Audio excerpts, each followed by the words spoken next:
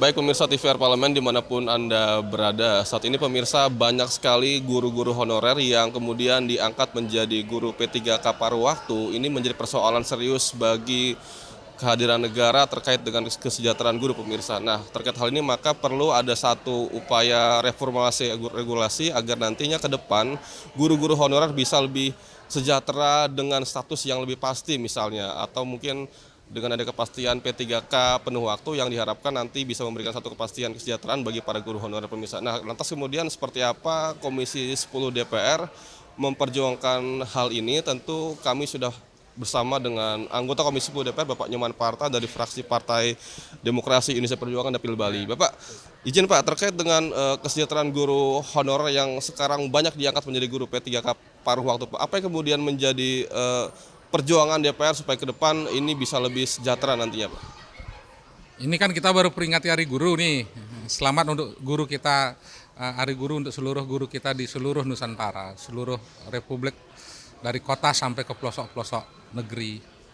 Yang kedua, guru sesuai dengan undang-undang tentang ASN, bahwa ASN adalah PNS dan P3K.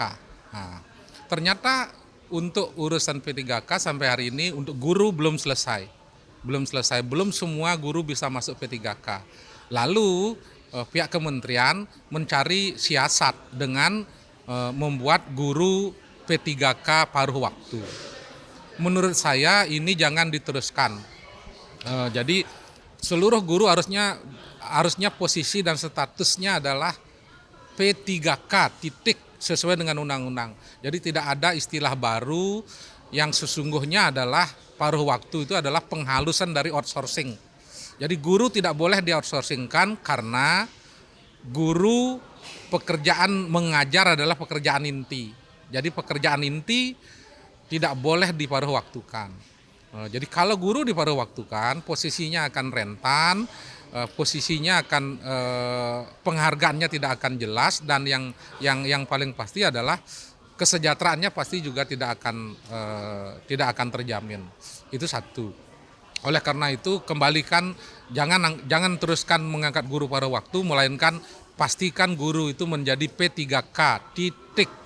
Yang kedua, di luar guru P3K dan wacana guru paruh waktu, ternyata di lapangan kita menemukan guru-guru yang bukan honorer, bukan karena tidak memiliki tidak memiliki dapodik, tetapi yang bersangkutan secara nyata, secara real ada di kelas dan mengajar 24 jam di kelas. Dan guru-guru seperti ini honorer bukan, karena bukan guru daerah tidak boleh mengangkat honorer, dapodik juga tidak punya, sehingga guru ini benar-benar memprihatinkan. Guru ini mendapatkan gaji, mendapatkan kompensasi 500.000, 400.000, 600.000. Ada yang diambil dari komite, ada yang diambil dari sewa kantin, karena tidak boleh dimasukkan tidak boleh diberikan lewat dana BOS. Pak, ini kan persoalan anggaran tentunya, dan kita tahu bahwa anggaran daerah sangat terbatas. Mungkin itu satu alasan ada istilah P3K paruh waktu, Pak. Nah, kemudian bagaimana memastikan daerah-daerah kita itu punya fiskal yang kuat, Pak, agar ke depan visi Bapak bisa terpenuhi gitu? Kalau P3K itu gajinya dari DAU.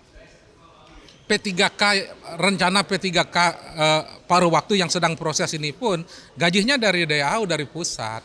Mungkin di daerah memberikan semacam dana tunjangan perbaikan penghasilan. Tetapi yang prinsipnya adalah gaji pokoknya berasal dari pusat. Jadi bukan dari daerah. Sehingga tentang kewenangan rencana paruh waktu pun dari pusat, bukan dari daerah. Jadi guru itu seharusnya disentralisir lewat ketentuan yang dibangun oleh pusat. Jadi itu yang menurut saya. Nah, untuk ke depan, karena guru itu tugasnya mengajar, pendidikan kita harus merata di seluruh Republik, ya pendapatan guru memang harus full dari pusat. Kalau toh daerah memberikan afirmatif lewat bentuk tunjangan perbaikan penghasilan. Lantas Pak, ini kan terkait dengan Bapak selaku Dapil Bali misalnya kan punya PAD yang cukup tinggi, dan dari sektor pariwisata juga mendongkrak keuangan daerah gitu Pak. Nah, bagaimana kondisi di Bali Pak terkait dengan guru-guru ini? Apakah ada satu data terbaru Pak terkait dengan hal ini yang perlu? Ya, jadi di satu sisi kalau yang sudah PNS, kalau yang sudah P3K sudah aman, sudah dari gaji pokok dapat, tunjangan perbaikan penghasilan di daerah semuanya dapat. Yang tidak jelas itu adalah yang rencana paruh waktu. Itu yang tidak jelas. Yang kedua yang tidak jelas adalah yang bukan honorer, tidak memiliki dapode, tetapi ada di kelas mengajar. Ini yang sama sekali tidak jelas, dan ini terjadi bukan hanya di Bali, tapi terjadi di seluruh Republik. Dan ini yang harus segera diselesaikan. Menurut saya, angkat mereka semuanya menjadi P3K, titik. Gitu. Pak Nyoman, terima kasih Pak atas waktunya Pak telah berbincang dengan kami.